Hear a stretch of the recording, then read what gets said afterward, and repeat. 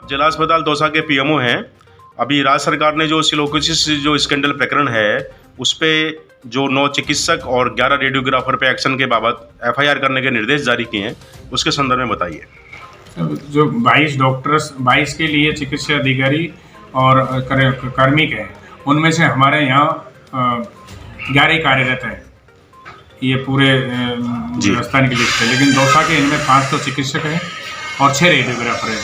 इनके खिलाफ जैसे निदेशक महोदय के आदेश आए, उनके तहत हमने 16 के तहत कार्रवाई के लिए निदेशक महोदय को लेटर जारी कर दिए, बना के सारे सबमिट कर दिए। और एफआईआर के लिए उन्होंने लिखा है, तो वो क्या है कि हम अभी एफआईआर कराने SHO कोतवाली दौसा। डॉक्टर मीणा साहब, कितना गंभीर प्रकरण मानते हैं कि सिलोकोसिस के अंदर फर्जी फेक प्रमाण पत्र जारी कर दिया है? देखो, मैं कह नहीं सकता, लेकिन राज्य स्तर पर ये लंबित है, वो इंक्वायरी वहीं से होगी, वही डिसाइड करेंगे। सर, अभी आपके 8 रेडियोग्राफर में से 6 रेडियोग्राफर पे एक्शन चल रहा है एफआईआर का, तो यहाँ की जो जांचें वगैरह कितनी प्रभावित होने की संभावना है? तो दो ही रहे हैं हमारे यहाँ पर रेडियोग्राफर, लेकिन अब लेटर भी लिख दिया डायरेक्टर साहब को हमने, हमारी थोड़ी मैन पावर बढ़ाई जाए, इसलिए कि इमरजेंसी सेवाएं सुचारू रूप से चलती रहे, लेकिन मैंने कैसे तैसे व्यवस्था कर रखी है, इस समय कोई प्रॉब्लम नहीं है। सुभाष बेलोने साहब, आप दौसा जिले के मुख्य चिकित्सा एवं स्वास्थ्य अधिकारी हैं।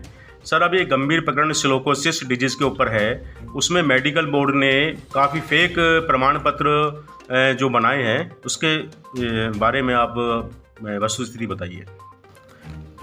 बिल्कुल, अभी कुछ महीनों पहले जब यहाँ पे चूँकि चिकित्सा विभाग द्वारा जो सिलिकोसिस के प्रमाण पत्र बनाया जाता है, उसके बाद में सामाजिक न्याय अधिकारी विभाग के पास जो सिलिकोसिस नीति के तहत जो सिलिकोसिस पीड़ित है उनको लाभ दिया जाता है। तो जब सर्टिफिकेट का जो स्टेट लेवल पे जब रिव्यू किया गया, तो दौसा में करीब अकेले दौसा में बाकी अन्य जो जिले उनके मुकाबले 40% करीब सर्टिफिकेट पाए गए। तो उन्होंने इस शंका को देखते हुए फिर इसकी जांच करवाई। तो यहाँ पहले महुआ जिला चिकित्सालय में जांच कराई, उसके बाद में दौसा जिला चिकित्सालय में जांच कराई। तो फिर जांच में कुछ कमियां जो पाई गई, यानी कि जो कुछ एक्सरे थे सिलिकोसिस के, जिनमें सिलिकोसिस नहीं थी, उनको भी बताया गया कि भाई इनमें सिलिकोसिस है, और जिनके सिलिकोसिस है उनका एक्सरे एक से ज़्यादा लोगों को अपलोड भी किया गया।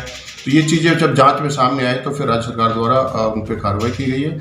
और महुआ जिला चिकित्सालय में भी कुछ डॉक्टर जो इसमें लिप्त थे उनको निलंबित किया गया, और बाकी जो स्टाफ है उनको भी निलंबित किया गया, उनके खिलाफ एफआईआर की गई। इसी तरह अभी जो जिला चिकित्सालय में जो चिकित्सक और जो रेडियोग्राफर उनके भी कार्रवाई की जाए।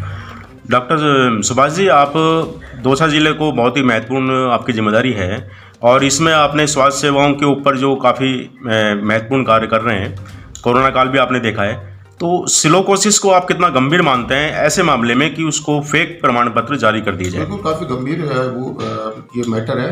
इसमें चूंकि जो पीड़ित है उनको राज्य सरकार ने एक अच्छी योजना है, उनको लाभ दिया जाता है, तो वो अगर मान लो उसमें समय पर अगर मान लो पीड़ित को लाभ नहीं पहुंच पाता, तो ये बड़ी दुखद घटना है। तो इसलिए इनको पीड़ित को लाभ समय पर मिलना चाहिए, और जो चिकित्सा विभाग द्वारा जो सर्टिफिकेट जारी किया जाता है प्रॉपर ही सर्टिफिकेट जारी किए जाने चाहिए। सर, कल चिकित्सा मंत्री ने इसमें महत्वपूर्ण मीटिंग ली है, और इसकी महत्वपूर्ण मीटिंग लेने के पश्चात में 9 चिकित्सक और जो 11 रेडियोग्राफर्स हैं जो मामले के अंदर प्रथम दृष्टया दोषी हैं, उन पे एफआईआर करने के निर्देश जारी किए हैं। तो उसके बारे में क्या कहना है आपका? बिल्कुल, वो पीएमओ साहब को एफआईआर करने के निर्देश जारी किए गए, और पीएमओ साहब उसमें एफआईआर करेंगे। डॉक्टर कलीम खान साहब, आप सिलोकोसिस जो डिजीज है दौसा के अंदर, अभी एक जो प्रकरण गंभीर प्रकरण के अंदर जो अभी पर्दाफाश हुआ है, तो सिलोकोसिस डिजीज के बारे में आप बताइए कि ये सिलोकोसिस डिजीज क्या किस तरह का मामला है सर? सिलिकोसिस मेनली फेफड़े में सिलिका पार्टिकल डिपोजिशन होने से होता है। एक बार अगर सिलिका पार्टिकल लंग्स में डिपोजिट हो जाता है, तो उसका निकलना बहुत ही मुश्किल होता है, क्योंकि उसके चारों तरफ फाइब्रोसिस हो जाता है।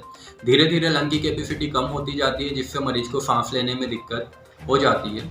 साथ ही सिलिका पार्टिकल जहाँ जो सिलिकोसिस के मरीज होते हैं उनको टीबी की संभावना अधिक बढ़ जाती है, और ये बाद में चल के टीबी रोग से भी ग्रसित हो जाते हैं, जिनके उनकी दैनिक दिनचर्या पर बहुत फर्क पड़ता है। रेस्पिरेटरी सिस्टम जो आप बता रहे हैं कि जो एक फेफड़े में जो एक प्रकार का इन्फेक्शन होता है और उनकी कार्य क्षमता काफ़ी हद तक घट जाती है, तो इसमें अब चूँकि इसको जोड़ें कि अगर मेडिकल बोर्ड इसका फर्जी प्रमाण पत्र जारी करता है, तो उसको कितना गंभीर मानते हैं आप? मेडिकल बोर्ड के द्वारा फर्जी प्रमाण पत्र अगर जारी किए जाते हैं, तो अगर फर्जी प्रमाण पत्र है तो राजकोष का घाटा तो हो ही रहा है, साथ साथ में जो व्यक्ति है जिसको वास्तव में लाभ मिलना चाहिए उसको भी आर्थिक रूप से नुकसान पहुंचता है, क्योंकि शारीरिक रूप से तो सिलिका पार्टिकल उसके फेफड़ों में जम चुका है जिससे उसको सांस लेने में बहुत दिक्कत होती है, वो उसका दैनिक दिनचर्या के काम भी नहीं कर पाता है, तो आय के स्रोत तो उसके जनरेट हो ही नहीं सकते हैं।